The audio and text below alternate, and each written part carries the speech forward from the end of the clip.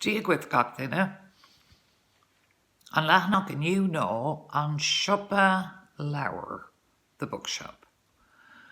Chuig Mammy agus Luke go dtí an cathair inné. Mammy and Luke went to the town yesterday. Bhí leabhar mór leabhar mata ag tastáil ó Luke.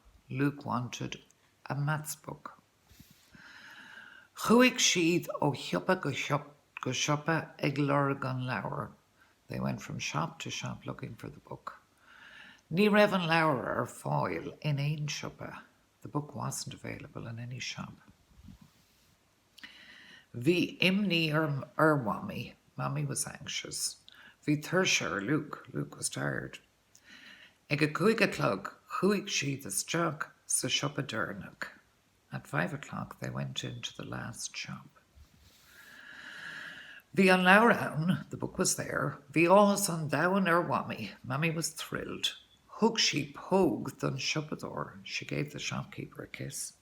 Bhí Nora ar Luke. Luke was embarrassed. On folklore, boys and girls. Ag lurg, searching for. Imní, worry. Deranach, last. Pogue, kiss. Nora, embarrassment. Cognac ag Mammy agus Luke. Where did Mammy and Luke go? Anish, boys and girls, na ceiste na. Cognac ag Mammy agus Luke inné. Where did Mammy and Luke go yesterday? Cuaig Mammy agus Luke go dtí an cathair inné. Cad a bhí ag tastáil ó Luke. Bhí leabhar mata ag tastáil ó Luke. An raibh imní ar Mammy.